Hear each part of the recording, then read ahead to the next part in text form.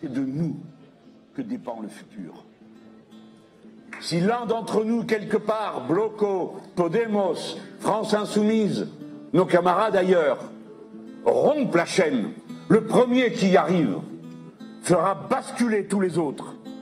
Comme la révolution du 25 avril a été le signal de départ de la victoire de la gauche en France, en Italie, en Angleterre, en Allemagne.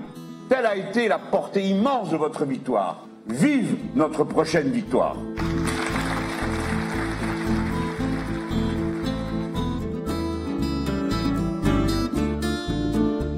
Bloco de Esquerra est une organisation qui, comme nous les Insoumis, est née de l'effondrement de la social-démocratie. C'est avec eux qu'on a créé l'organisation Maintenant le Peuple, qui est une alternative en Europe à la social-démocratie, au courant traditionnel de la gauche et évidemment un opposant frontal à la droite et à l'extrême droite. L'Alliance Maintenant le Peuple a tout juste un an. Mais on avance d'un bon pas. On se voit souvent, on se téléphone, on fait des conférences par audiovisuel et ça c'est des faits nouveaux. Et c'est unique, il n'y a que nous qui travaillons comme ça, dans un lien aussi étroit et amical.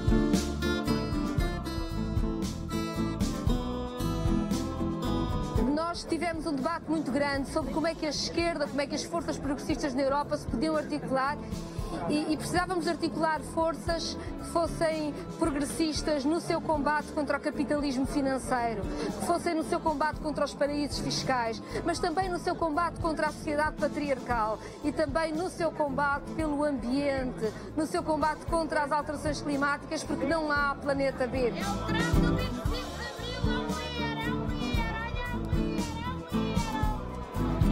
Nós estamos na Avenida da Liberdade, prestes a começar a manifestação do 25 de Abril, que é uma enorme manifestação popular que fazemos em Portugal, em que comemoramos na rua, com um ambiente de festa, a Revolução dos Escravos, ou seja, a revolução que acabou com o fascismo em Portugal e nos trouxe a democracia há 45 anos.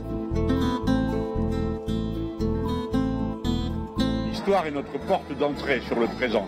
Il ne faut pas être obsédé par l'histoire, ni abattu par elle, ni submergé par elle, mais nourri, entretenu, propulsé, poussé par elle. Et c'est ce qui se passe ici. Et je suis très frappé de voir la diversité générationnelle. Il y a vraiment tous les âges qui sont là et qui participent d'une même compréhension du monde. Si bien que on peut dire que la politique, c'est aussi une manière de rassembler un peuple, de le constituer en tant que peuple. Les Portugais sont d'autant plus portugais qu'ils sont partisans du 25 avril. Et de même, nous autres, les Français, nous sommes d'autant plus français que nous sommes partisans de notre grande révolution de 89, que nous sommes gilets jaunes, que nous sommes ces combattants inépuisables des revendications sociales, des revendications écologiques. Ça fait partie de notre histoire, de notre tempérament national. Il ne faut pas avoir honte de ça, tout le contraire. Se dire que c'est vraiment une grande et belle chose que d'être ce peuple nourri d'histoire. França, Dinamarca, Portugal, a nossa luta é internacional. E é muito importante este momento em que olhamos para a história, aprendemos com a história, recusamos o fascismo e dizemos que é na solidariedade entre os povos que se pode construir o futuro e a França insubmissa faz parte destas forças progressistas na Europa com que o Bloco de Esquerda se articula, dialoga, com que sabemos que podemos construir um futuro melhor para todos os nossos povos. Quem mais ordena, terra da fraternidade, grândola Vila Morena. La formation que nous constituons au niveau européen, maintenant le peuple, est extrêmement homogène politiquement dans ses mots d'ordre. Pas forcément dans ses tactiques ou ses manières de mettre en œuvre ces mots d'ordre, parce que naturellement, chacun d'entre nous est dans des conditions politiques nationales différentes. Mais le contenu, les objectifs, le programme, c'est quasiment au mot près la même chose. C'est normal parce que nous disons que nous parlons la seule langue internationale qui compte, c'est-à-dire celle des droits sociaux, santé, éducation, tout ce qui est la cible des politiques libérales, comme on dit, en fait, des politiques de coupe dans les budgets publics.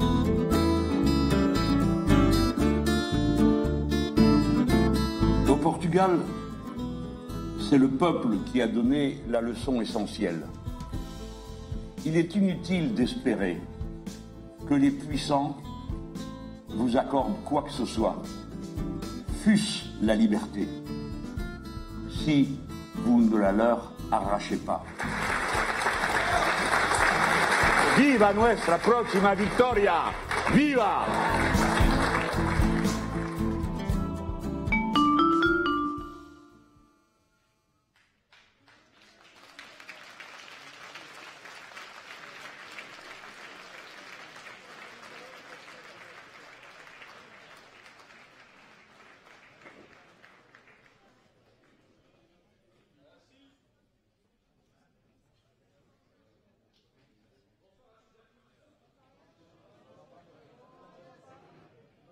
Merci d'être venus nombreux ce soir. Vous êtes dans la salle 800 personnes présentes ici à Limoges, au Parc des Expositions, dans le pavillon de Buxerolles. Alors, comme toute personne qui intervient, je me présente. Je suis Pierre Dorpiala et j'ai l'honneur d'être candidat sur cette belle liste de la France insoumise pour les élections européennes de 2019.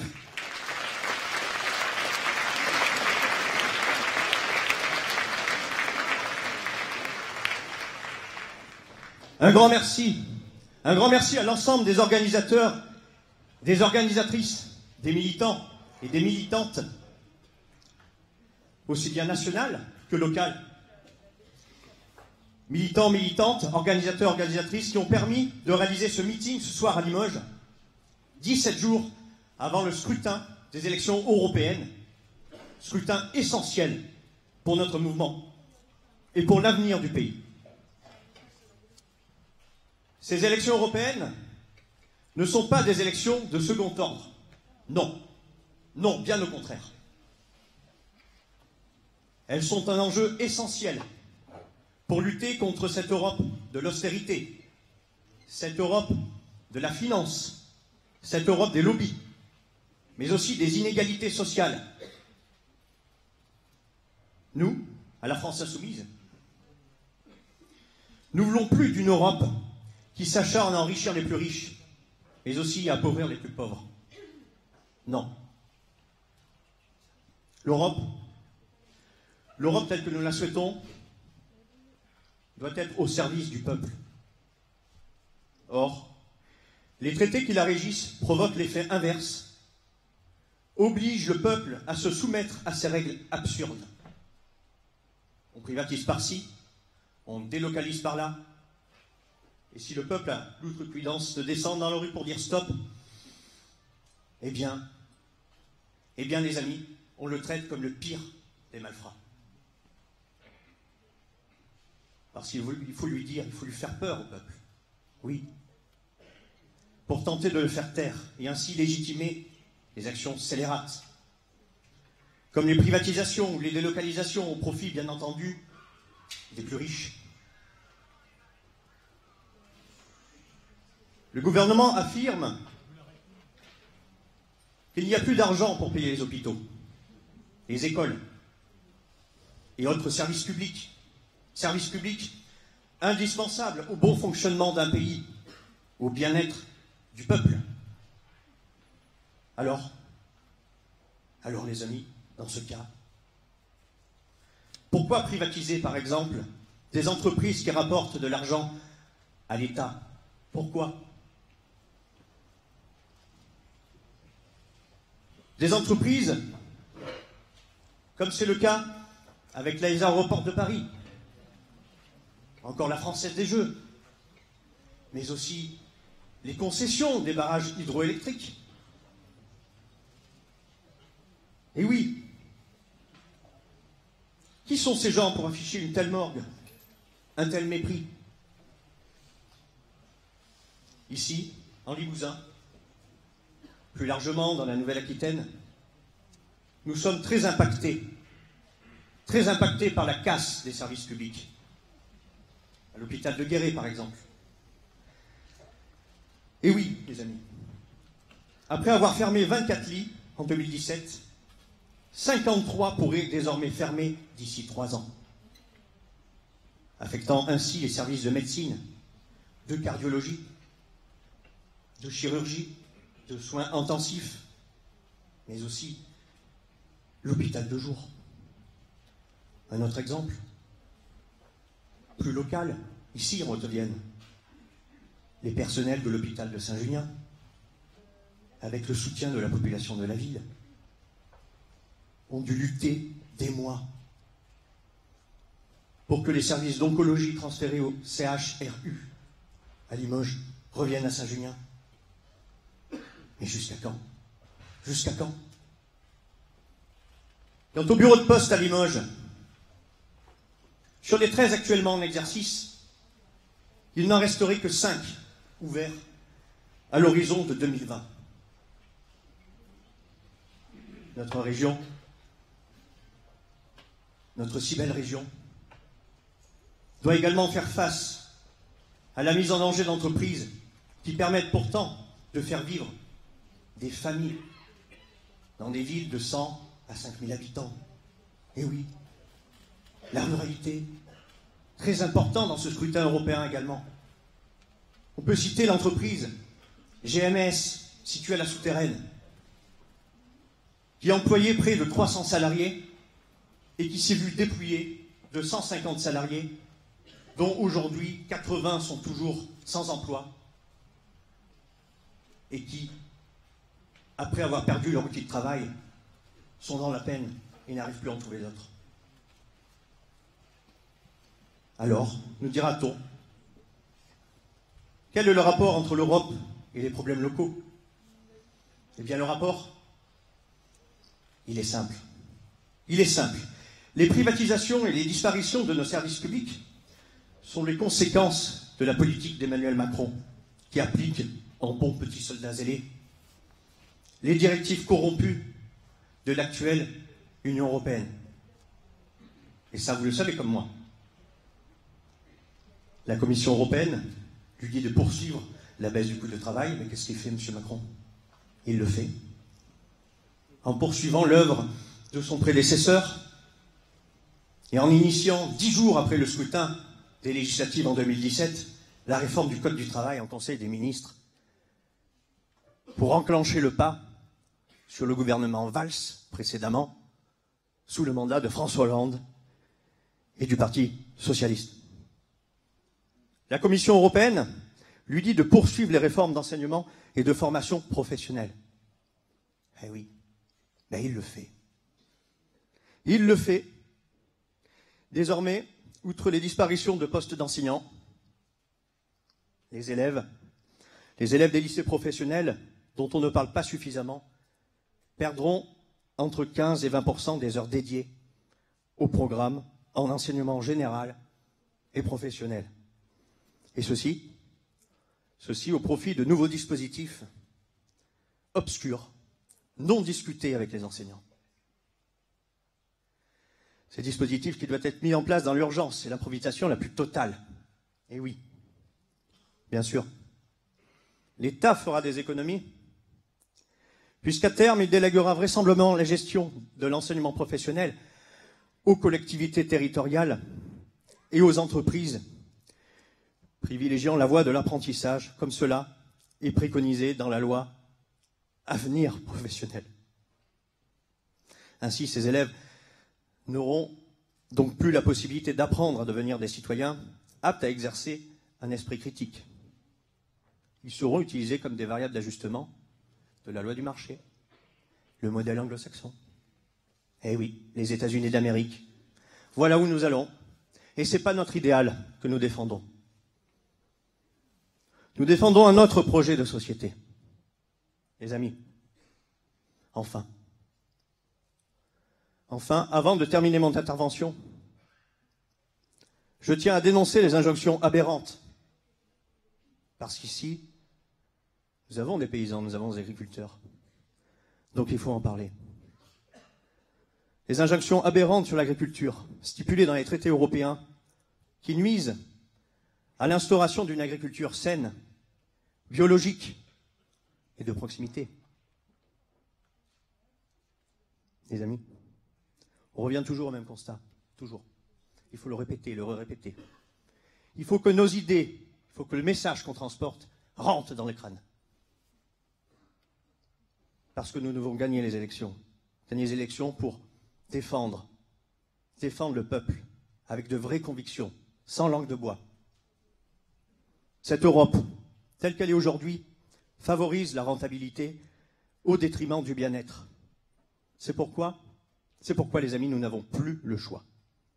Nous devons sortir des traités de l'Union européenne qui nous empêchent de favoriser une production locale française plus respectueuse de l'environnement et des droits sociaux. Nous devons sortir de ces traités qui excluent également que des aides à caractère social soient octroyées aux consommateurs désireux d'acheter des produits de première nécessité ou des produits bio de proximité, puisqu'il ne faut pas de discrimination liée à l'origine des produits. Une autre Europe respectueuse de l'humain et de l'environnement est possible. C'est pourquoi, les amis, le 26 mai, renversons la vapeur face à ces forces libérales et réactionnaires, en envoyant des femmes et des hommes de combat au Parlement européen. Les amis, le 26 mai, il faut se mobiliser, même si certains d'entre vous peuvent être résignés. Le 26 mai, votons massivement pour la France insoumise. Le 26 mai, votons pour nos listes partout en Europe. Nos listes maintenant le peuple, qui créent l'espoir et qui donnent des réponses aux préoccupations. Enfin, ce soir, nous avons le plaisir d'accueillir notre tête de liste à la France insoumise, Manon Aubry, mais aussi Leïla Chaibi, candidate, ainsi que Jean-Luc Mélenchon, président du groupe parlementaire de la France insoumise. Un grand merci à eux.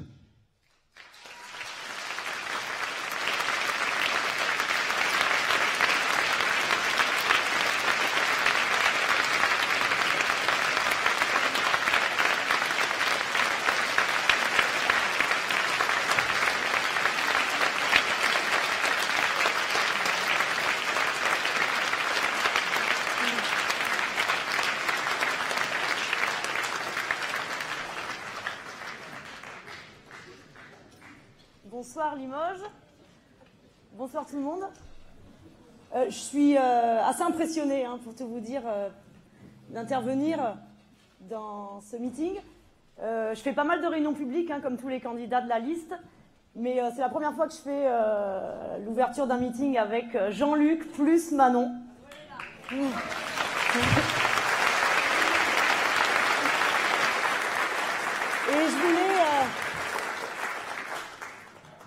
je voulais d'abord commencer par un hommage à notre tête de liste, Manon. Je veux vous dire que je suis très, très, très fière que la France Insoumise ait fait ce choix d'avoir Manon comme tête de liste.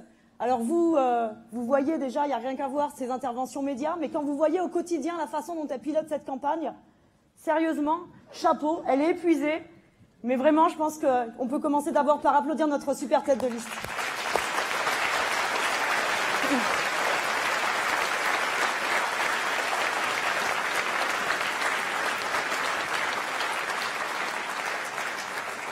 Alors, on tourne beaucoup dans cette campagne, on fait beaucoup de réunions publiques. On m'entend mal? Ça va comme ça?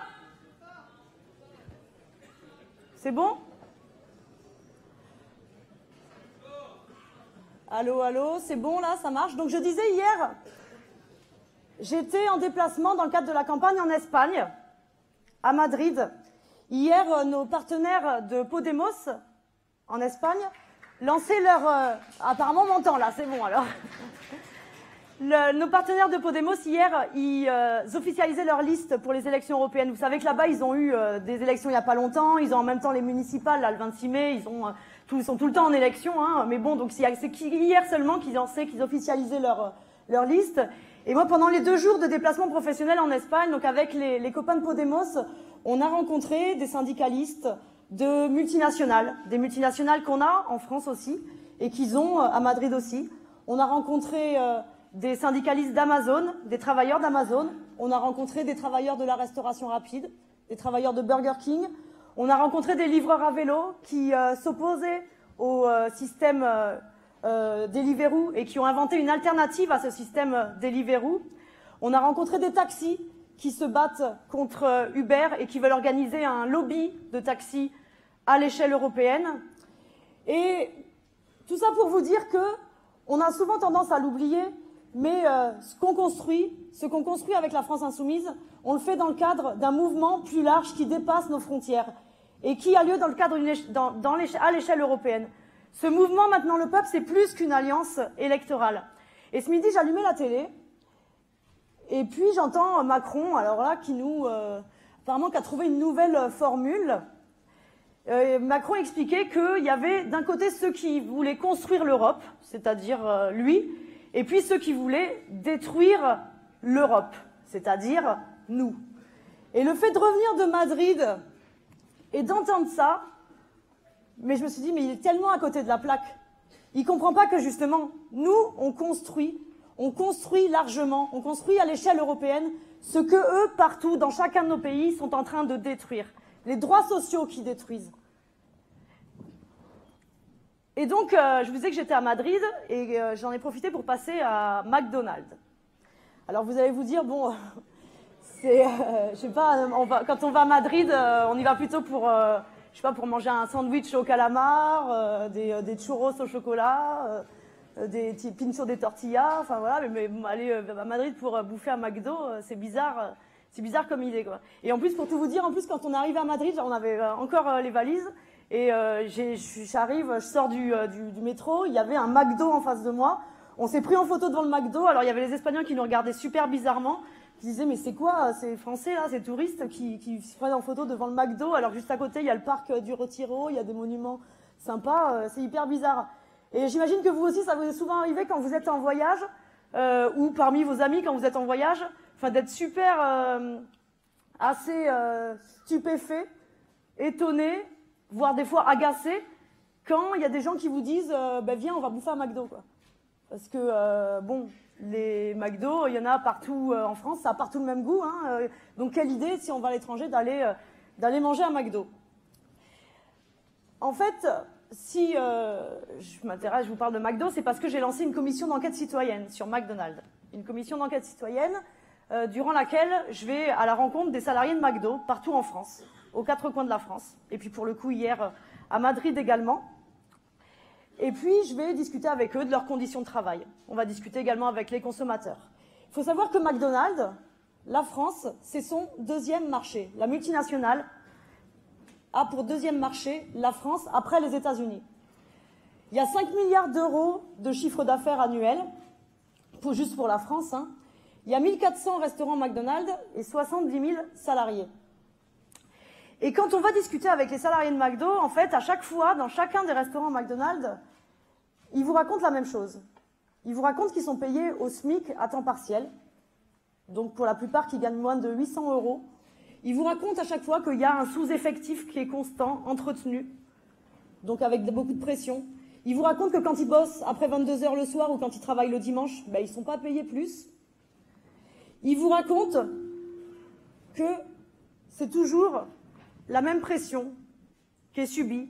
Ils ont tous les mêmes brûlures à l'avant-bras. Ça, c'est quelque chose de frappant. C'est Harmonie, qui travaille dans un McDo à Elbeuf, en Normandie, qui me disait c'est notre marque de fabrique, notre signe de reconnaissance. Et c'est vrai que quand vous tournez dans les McDo, ils ont tous des brûlures ici. Parce que quand ils ont voulu récupérer les pains dans le grill, il y en a toujours un qui se coince. Donc, c'est toujours à cet endroit qu'on est brûlé. Parce que quand on a versé les nuggets dans l'huile, il y a l'huile qui a sauté, donc il y a cette brûlure. Donc à chaque fois, partout, la façon de faire les Big Mac est la même et les conditions de travail sont les mêmes. Pourtant, dans certains McDo que j'ai visités, il se trouve que les salariés avaient des conditions de travail plutôt mieux que la moyenne. Il y a des endroits où les salariés de McDo, ils ont réussi à s'organiser, à Marseille par exemple, ou dans le McDonald's d'Elbeuf dont je vous parlais, et ils ont réussi à obtenir des droits. Ils ont réussi à obtenir par exemple que quand ils travaillent après 22 h le soir et qu'ils n'ont pas de véhicule et qu'il n'y a plus de bus, on leur paye le taxi. Ils ont réussi parfois à obtenir un 13e mois. C'est des exceptions, hein, mais ça existe. Le McDo d'Elbeuf, il a 15 km du McDo du centre-ville de Rouen. 15 km d'écart, il y a 20% d'écart de salaire. Les salariés du McDo d'Elbeuf sont payés 20% de plus que les salariés du McDo de Rouen, qui est situé à seulement 15 km d'écart. À Madrid, c'est pareil. Je discutais avec Carmen, donc une syndicaliste, qui nous faisait le même constat sur les conditions de travail et qui nous expliquait comment elle, dans son restaurant, malgré la répression syndicale, elle avait réussi à organiser un rapport de force entre les salariés qui avait permis d'obtenir des acquis sociaux. Les restaurants, ils sont toujours rentables, ils tournent toujours. Comme me disait Loïc à Rouen, peut-être que le patron, au lieu de s'acheter une Porsche par an, il s'achète une Porsche tous les 2 ans. Mais ça montre que c'est possible. Et dans une entreprise normale, quand des salariés obtiennent quelque chose, c'est valable pour tout le monde. Là, je vous disais, les Big Mac, ils se font pareil, ils ont le même goût, que ce soit à Madrid, à Rouen, à Marseille ou à Paris. Eh bien, dans une entreprise normale, normalement, les droits bénéficieraient à tous. À McDonald's, c'est pas possible. Parce que McDonald's a inventé un système qui permet de diviser les salariés entre eux. Ce système, c'est le système de franchise. L'argent, à la fin, il part dans les poches de McDonald's. Mais pourtant, McDonald's est divisé entre franchisés. Chaque restaurant est indépendant. Et grâce à ça, donc quand vous avez des droits qui sont acquis à un endroit, ça ne se propage pas au reste des restaurants McDonald's. Il y a une logique là-dedans, il y a un objectif de la part de cette multinationale qu'il faut bien avoir en tête. Cet objectif, c'est de diviser pour mieux régner. Diviser pour mieux régner à l'échelle des marchés et notamment à l'échelle européenne. Faire en sorte qu'il n'y ait pas de lien entre Besançon et Madrid, qu'il n'y ait pas de lien entre Rouen et Marseille, alors que ce sont les mêmes Big Mac. Et il y a 2 semaines, je reçois un coup de fil de Aliou, qui est salarié du McDo de Besançon, justement, qu'on avait vu quelques jours avant dans le cadre des auditions de la commission d'enquête citoyenne qu'on avait organisée devant le McDonald's des Champs-Élysées. Et Aliou me dit « Tiens, est-ce que tu es là dimanche ?» Je regarde mon agenda, ouais, ça tombe bien, je ne suis pas en réunion publique, voilà, je suis pas en réunion publique ailleurs que chez moi. Donc je lui dis bah oui, je suis dispo dimanche. Il me dit on va organiser une grève. Est-ce que tu veux bien venir voilà, bloquer le resto? Et puis en plus il y aura des gilets jaunes avec nous.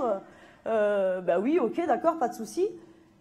Donc je me rends dans le McDonald's de Besançon en grève, les salariés qui bloquent pour demander plus de droits, tout simplement, pour améliorer leurs conditions salariales.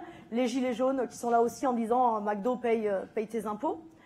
Et puis on fait un Facebook Live pour diffuser ce qui se passe dans le restaurant. Et là, quelque chose en fait qui m'a marqué et dont je voulais vous faire part, c'est qu'à ce moment-là, je reçois un coup de fil de Kamel Guémari, qui travaille dans un McDonald's à Marseille, qui a mené la lutte des McDo de Marseille.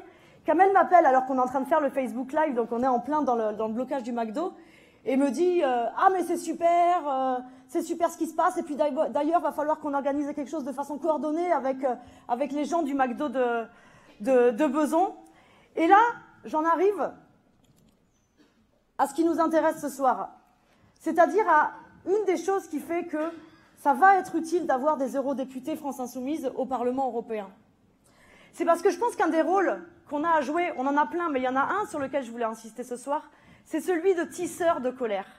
On a des multinationales qui veulent diviser, qui agissent à l'échelle européenne, mais qui font en sorte que les salariés ne se parlent pas entre eux. Nous, notre rôle au Parlement européen, avec les partenaires de Maintenant le Peuple, je vous ai parlé des Espagnols, mais on a des Portugais, on a des Danois, on a des Finlandais, on a des Italiens.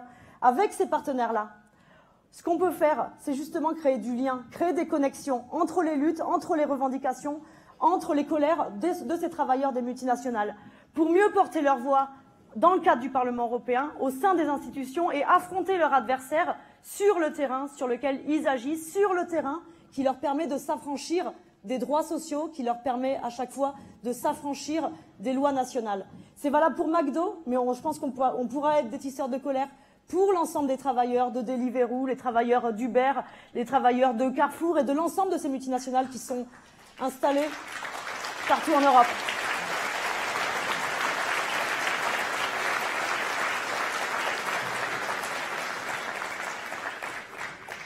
Alors, il y a autre chose donc, que vous racontent souvent les salariés de McDo.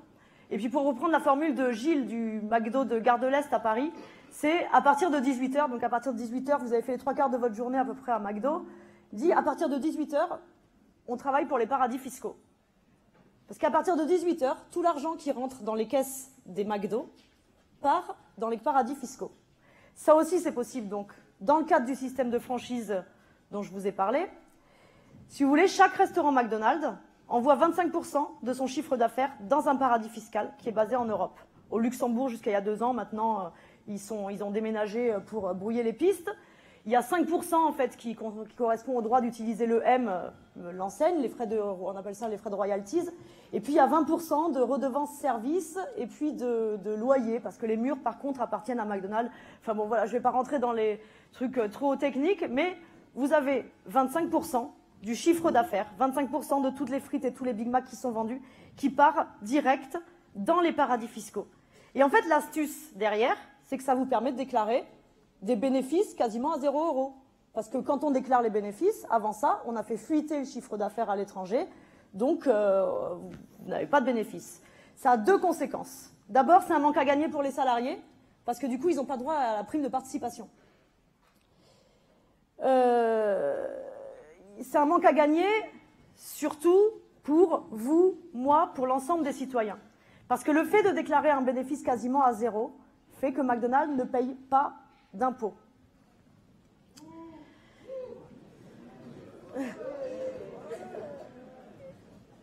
Et en fait, McDonald's, il y a 2 types de contribuables dans ce pays. Il y a des contribuables comme McDo, qui, par des mécanismes d'optimisation, d'évasion fiscale, arrivent à faire en sorte de ne pas payer d'impôts.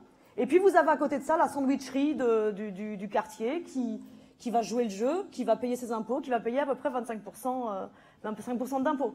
Je vous parlais de McDo, mais on pourrait parler de Zara, une autre multinationale qui, pareil, qui se fait de l'argent grâce aux consommateurs français, grâce aux salariés français, qui pour autant ne payent pas d'impôts. À côté de ça, vous avez le vendeur de vêtements de centre-ville qui, lui, va payer 25% d'impôts. Mais c'est valable pour les individus aussi.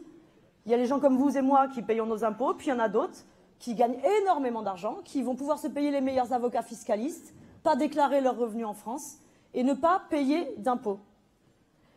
On parle beaucoup d'injustice fiscale depuis plusieurs mois. Mais là, on est en plein dans l'injustice fiscale. Et c'est un système qui est organisé à l'échelle européenne. C'est un système qui est organisé à l'échelle européenne parce que dans cette Europe-là, dans cette façon dont est organisée l'Union européenne, l'harmonisation fiscale est impossible. L'harmonisation fiscale, c'est-à-dire le fait que les impôts soient les mêmes partout. Parce qu'en fait, si on imagine que les impôts étaient les mêmes, les impôts sur les sociétés étaient les mêmes partout en Europe, il n'y aurait aucun intérêt pour une boîte comme McDo de faire fuiter son chiffre d'affaires dans un paradis fiscal, parce que le taux d'imposition serait le même, donc il n'y aurait pas d'avantage. Mais le problème, c'est que dès que vous touchez aux questions de fiscalité en Europe, eh bien, vous êtes obligé d'avoir l'unanimité de tous les États membres. Donc vous imaginez bien que les paradis fiscaux qu'il y a en Europe, le Luxembourg, l'Irlande, les Pays-Bas, Malte, Chypre, vont pas participer à cette unanimité contre les paradis fiscaux. Et puis en plus, vous imaginez bien que quand on a un président de la Commission européenne qui s'appelle Jean-Claude Juncker, qui est l'ancien Premier ministre du Luxembourg, vous imaginez bien pourquoi cette injustice fiscale